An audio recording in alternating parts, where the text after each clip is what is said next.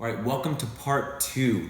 Thank you guys for your patience. I know this is just such a long video, but I promise every bit of information is so important to when it came down to, who walks away with the title.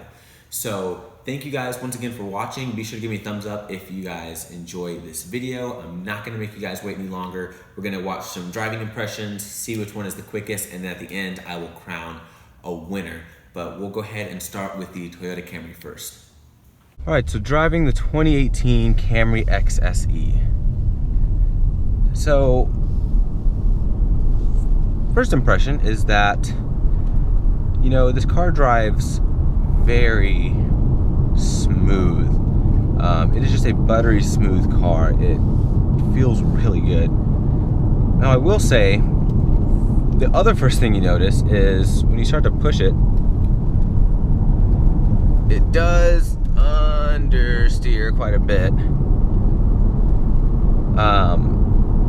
As a matter of fact, the 4-cylinder hybrid Camry that I reviewed a few weeks ago, I think that handles just a little bit better, but that's probably due to the fact that, it has a 4-cylinder up front instead of a heavier V6. So it definitely does feel nose heavy for sure. But best thing about the V6, of course, is you put it in sport. Now the paddles aren't the best, they're pretty plasticky, but once you rev this thing out, so the thing about this V6, it really doesn't make any power down low. It has a decent amount of acceleration, not anything like the Honda or the Mazda in terms of torque, but when you rev this thing out, it is quick. The other thing I was actually surprised about, so I have it in sport, it doesn't really have a lot of sound. I expected more sound from the quad tailpipes, and actually I don't even get sound from the quad tailpipes, I just get more sound from the motor as far as like induction noise and stuff like that. But let's take it around another corner. I have it in sport mode this time, so does pretty well. It still understeers just a little bit, but when you're not pushing it pretty hard, it actually handles really well. So if I take this a little bit slower, it feels great. Now this definitely has the softest suspension setup out of the three. It's very, very plush. It absorbs all of the imperfections in the road extremely well. It's definitely the best family car out of the three. If you like comfort, this is still comfortable, even though this is the XSE sportiest looking Camry. Let's see. Oh, yep, understeer. Yep. So this is a fantastic car. It's just when you start to push it, it doesn't perform very well. Now, most people will not push their sedan like this, so I do want to point that out. I do want to state the obvious there. So I do have to admit though, even though the V6 has like no low-end torque, when you rev this thing out, it is quick. That's the one good thing about having 301 horsepower under your right foot. You would think the Camry would be the quietest car here, and there's actually a good amount of road noise coming in. I'll just be quiet so you guys can just listen.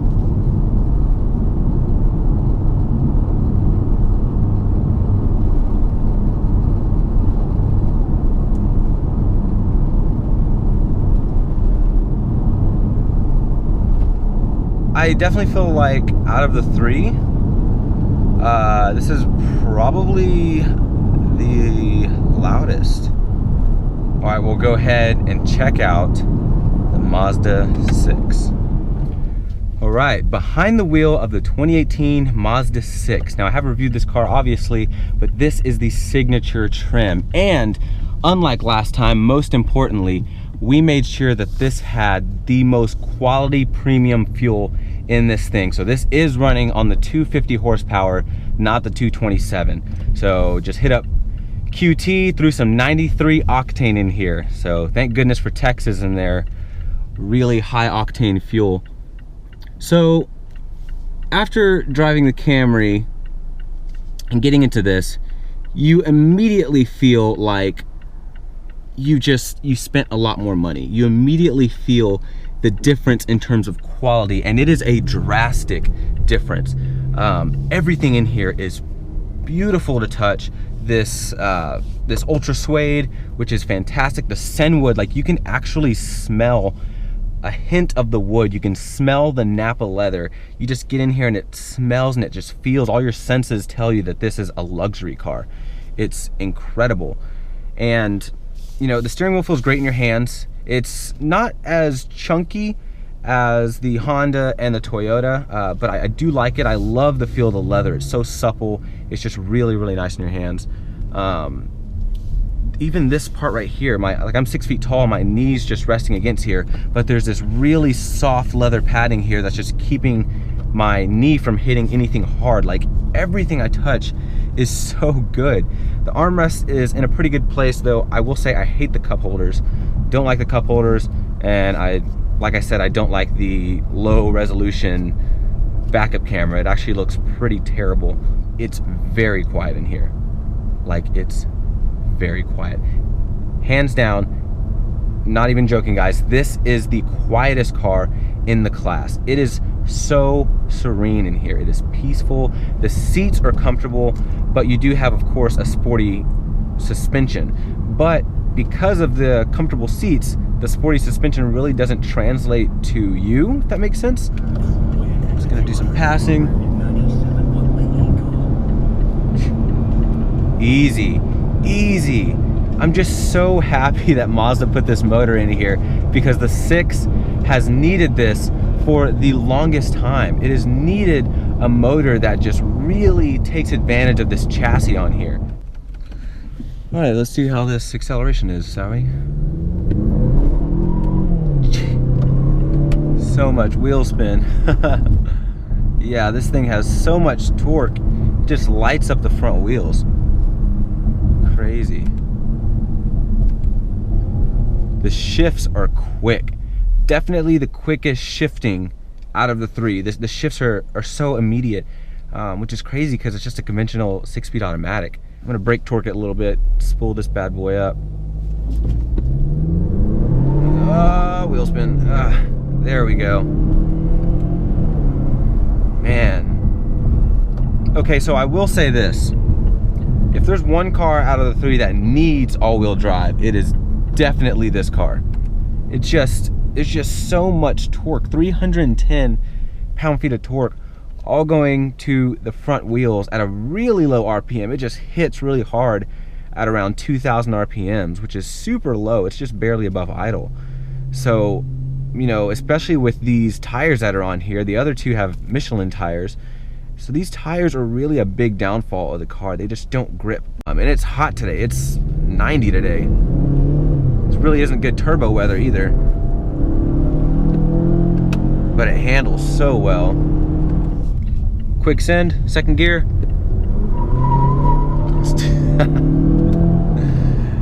Man, it just spins so much.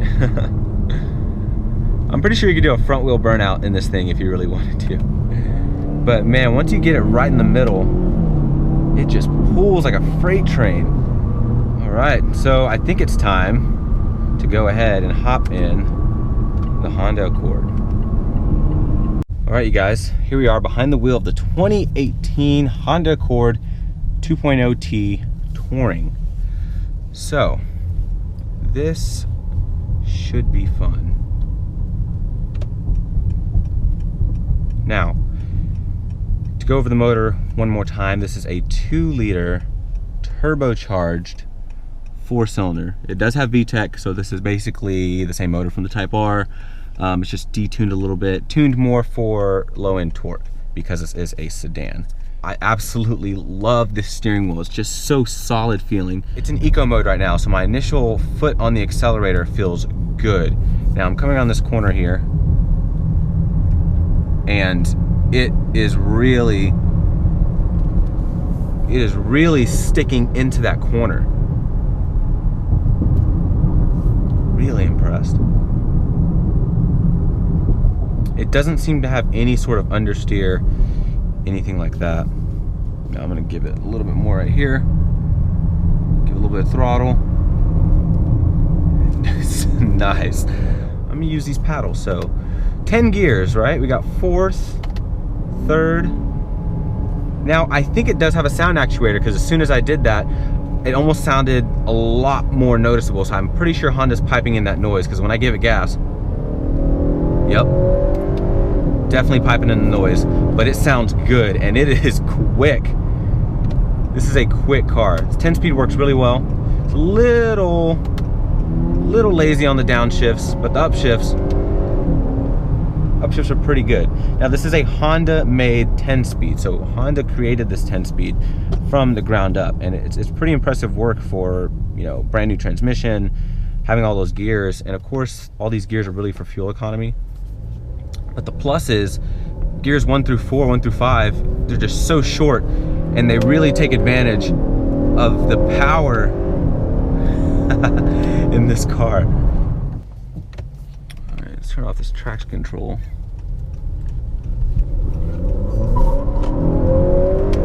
Whew. Yes, sir. Man, brakes are really good. That was exhilarating. Really nice. The handling on here is so sharp. It has the same amount of dynamics as that Mazda 6. It's just so good, but it puts the power down so well. That's where this car just really excels. It puts this power down incredibly well. Now this whole setup right here, I do like it. The buttons, you get used to it. It's not bad. Everything on here is very easy to use. I will say it's a little bit of a reach for these buttons over here, and I'm 6 feet tall and I've got pretty long arms, so me reaching for these is a little bit of a stretch. Slightly annoying. I think the Mazda does slightly win there with the commander control, but other than that, this is the only one in the segment that, so this does have a lane keep assist. Now it acts really more as a semi-autonomous steering assist, sort of like putting your car in autopilot like Tesla would do, but it's a very, very mild version of it. This is the only car in the segment that has that. Oh yeah.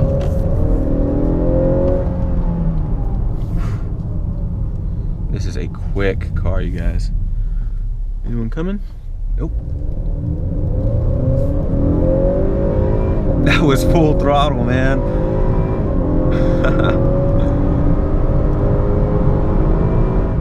So let's test out this system, shall we? So all you have to do is put it on cruise control. You're gonna push this button here. Once it knows that the lines are there, which it's doing now, and it's steering. There we go. Now it doesn't do well on like tight corners like this. I mean, it's doing pretty okay. I'm veering off a little bit and I'm into the, but as you can see, it does a very good job, better for sure than the Toyota and the Mazda. Now of course, you always want to keep your hands on the wheel, so this does make sure that your hands are always on the wheel, which is a good thing. That way if anything were to happen, you can quickly take over.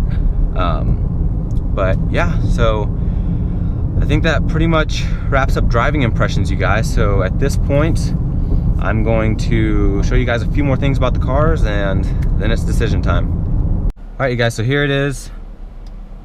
The moment you've been waiting for. All right, so here's how it's gonna work. We're just gonna turn traction off, that way it doesn't cut any power. We're gonna leave it in automatic mode. And of course, sport mode on, traction off. And just let the computer do its thing. We figured that'd be the fastest way to do it. The paddles, there's, you know, I could shift it a half a second, whatever, quicker, slower. And the winner of this race will go on to the next race, and then we'll see which one is ultimately the fastest. So we got Mazda 6 Turbo versus Toyota Camry V6. We're gonna go in the third honk. Here we go. Oh, wheel spin.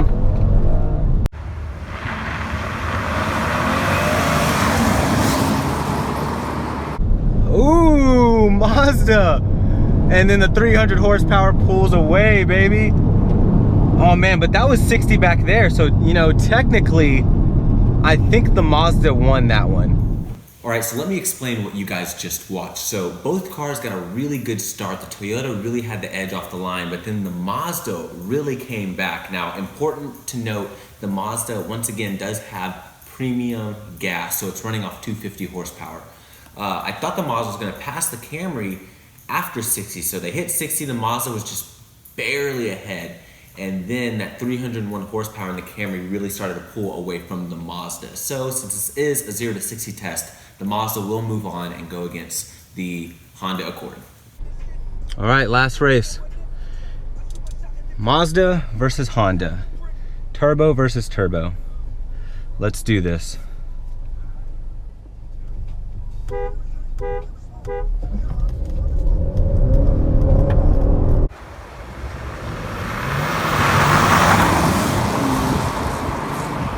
Oh, there goes the Mazda. And 60. Woo! Left the Mazda back there. This Honda's quick. Man, this turbo pulls so strong.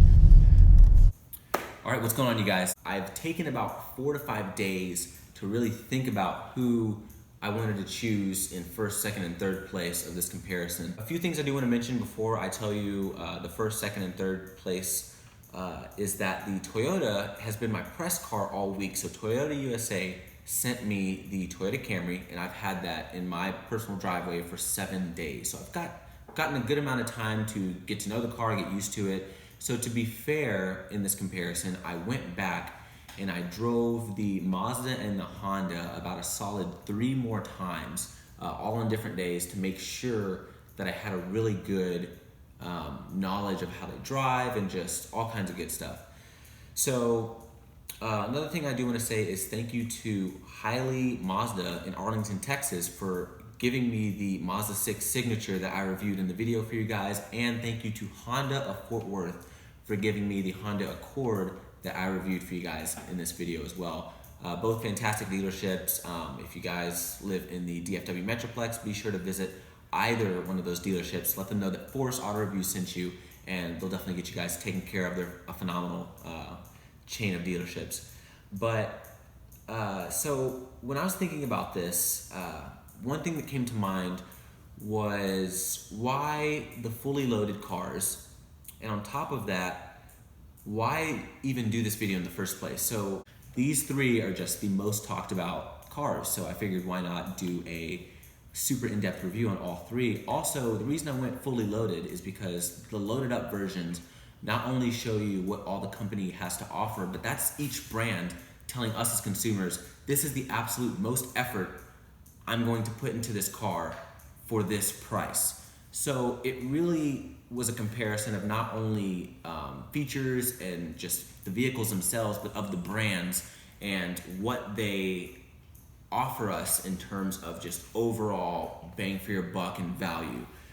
So with that in mind, I came to my conclusion probably a few hours ago, and in third place for me, I had to go to the Toyota Camry. Now, a few of you may be surprised by that, but I do want to stress that none of these 3 cars are bad cars. They're all fantastic vehicles. It's just in this particular comparison, the other 2 really outshined the Camry in a lot of ways. So one of the few ways was that the Camry is, first of all, the most expensive car here by almost $2,000. It doesn't offer nearly as many features as the others, and it just doesn't leave you feeling excited. I've had the Camry all week, and I would honestly rather have had Mazda or Honda send me the Accord or the Mazda6, just because they just feel better to drive. You actually enjoy driving them, whereas the Camry feels, it feels like a Camry. Not to say that in a bad way. The Camry is a fantastic vehicle, and for anyone who likes a super comfortable A to B car that's going to be reliable, and if you don't want anything lesser than a V6, that's the only option in the class for you to get. But just things like the build quality, the doors sound like straight tin cans, front and back. You close them, you open them, they just don't sound good. They almost sound hollow.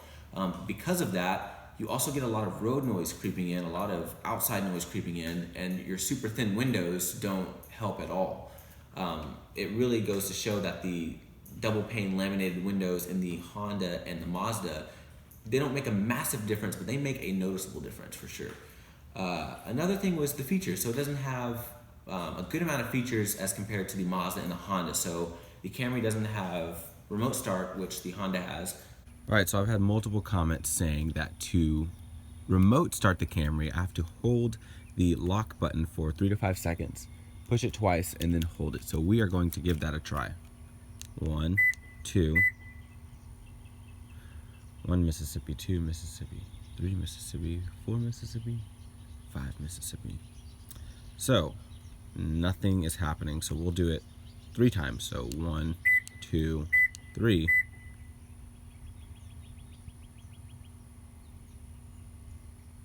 And still nothing.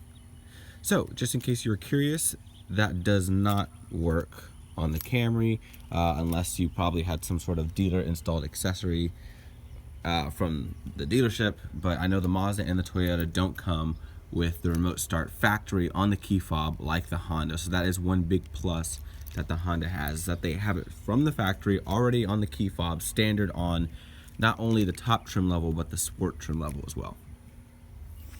It doesn't have heated rear seats, with both the Honda and the Mazda have. It doesn't have USB ports in the back. The Mazda has those. It doesn't have memory seats. Both the Honda and the Mazda have memory seats. And it just doesn't give you a lot of quality inside the interior. Both the interior of the Honda and the Mazda greatly outshine the Camry, and you really have to sit in all three to see what I'm talking about. You may not be able to tell in the video, but just when you sit in all three of them, especially since I had them right next to each other and I could jump from car to car, the Camry has the lowest grade plastics in there, and they just look cheap. They feel cheap. If anything rubs against it, it sounds scratchy. If you have anything in the doors and you're playing music even at like halfway volume, it shakes and it rattles, and it's not quality at all, which I was extremely surprised, especially coming from Toyota. The whole car really felt like an attempt to sell a badge versus an attempt to put out a quality product that continued to raise and set a standard. So that is one reason why I put the Camry in third place. Another reason is probably the driving dynamics. The driving dynamics on the Toyota Camry hybrid that I reviewed a few weeks ago were better than the V6, possibly to do because of the fact that you have a lighter motor over the front nose of the car, but the V6 Camry, when you start to push it even like 7/10, it starts to understeer quite heavily. And that's really not the most confidence-inspiring thing, especially in a sedan that's touted to be as sporty, especially in XSE trim. So that was a little disappointing for me, and ultimately it just didn't turn out to be the best bang for your buck, especially since it's the most expensive out of the three. So that led me to my second place winner, which the second place winner was tough. The Honda and the Mazda were throwing punches back and forth like all day long. They were so incredibly close, but it ultimately came down to which one would I enjoy living with the most, and which one just gave you a better overall bang for your buck. So second place had to go to the Mazda6. The Mazda6 is a fantastic vehicle. I do want to point out that it's the only vehicle with an older generation chassis. The Honda and the Toyota both have new generation chassis. So the fact that the Honda is able to even compete with that, or the Mazda is able to compete with that on such a close level, is outstanding, and it really shows how hard Mazda is trying. And as a consumer, that's something I seriously appreciate. When car companies try to earn my money as hard as I work to earn my money, it just really says a lot for the brand, and it really makes me want to spend my money on their products a lot more versus, whereas Toyota, when they put out a product like they did in the Camry, it just doesn't really feel like they were trying to truly earn my business, if that makes sense. So the Mazda is great in a lot of ways. It was probably the quietest vehicle out of the three, if I'm being completely honest. It was incredibly well handling. The only thing I didn't like was the infotainment system wasn't great. The commander control is fantastic. I love using that the best out of the three cars, but the actual system itself is sort of low grade. It feels old. The car itself, I feel like the Mazda out of the three will probably age the best just because it's really simple yet really elegant. It's just got a timeless look to it. I really, really like that. Another thing was the parts of the driving dynamics that kind of disappointed. I expected the Mazda to be the sportiest out of the three, and it didn't turn out to be that way.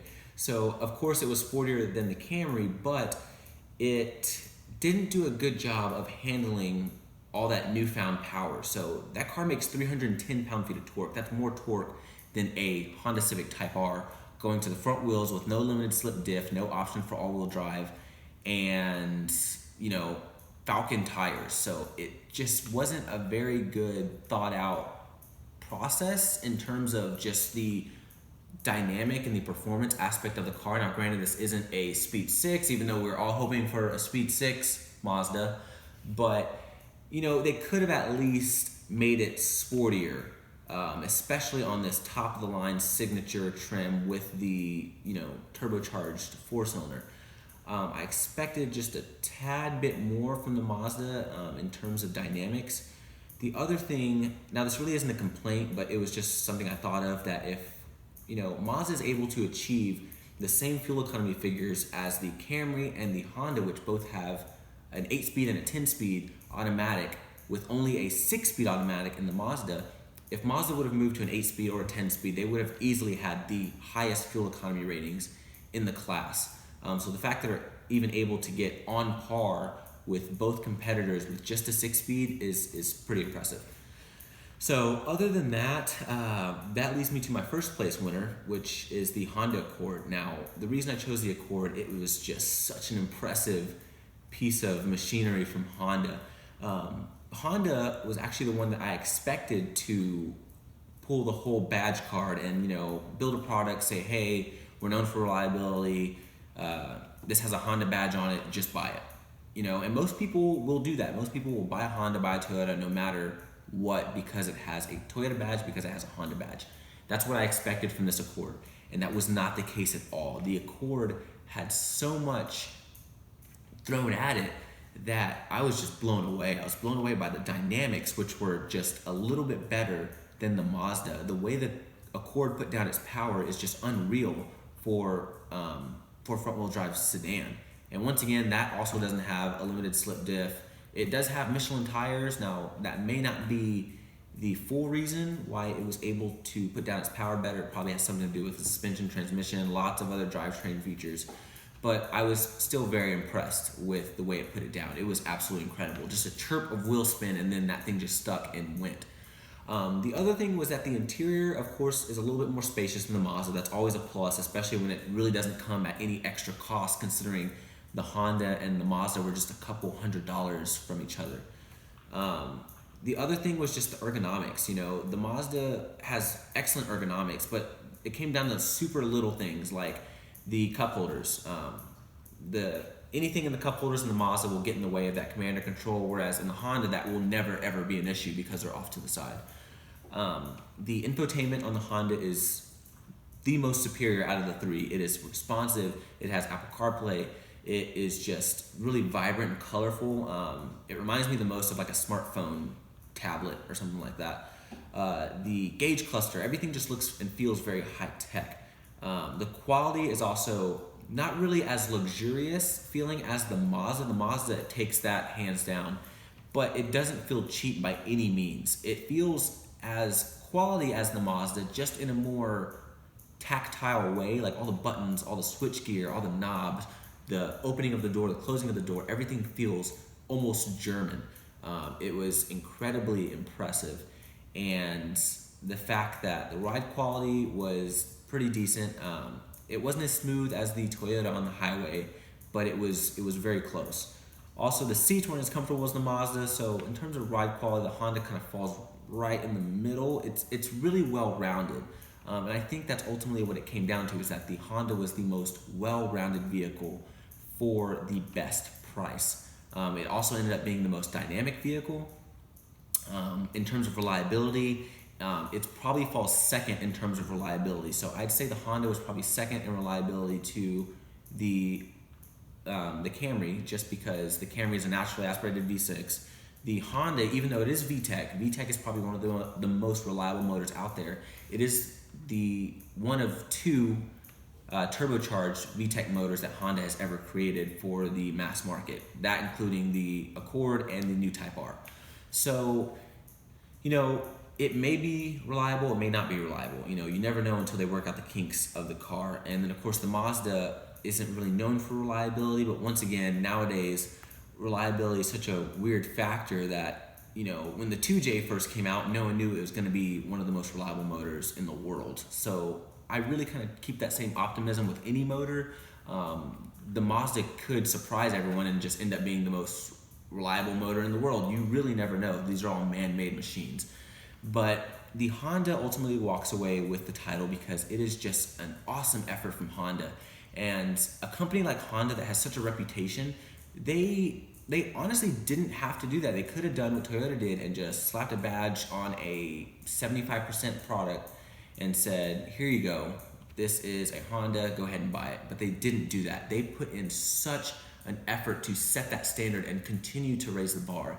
And any brand that is willing to do that, especially with that level of prestige, is a brand that I definitely consider worth every single bit of my hard-earned cash. So with that being said, guys, I hope y'all enjoyed this video. I know it's a lot of footage, I know I talked a lot, but I really hope it was very informative, and I hope that if you're shopping for any one of these three cars, that it helps make your decision a lot easier. So if you guys want to subscribe to my channel, you can click up here, and if you want to see some more of my other reviews, you can click over here. But I do want to give you guys a sneak peek of the next vehicle I'm reviewing. All right, everyone, so Lexus USA sent me the LC500 Hybrid to keep and review for an entire week. Be sure you guys stay tuned. I'm going to go in super detail about this car. But thank y'all for watching, and y'all take care.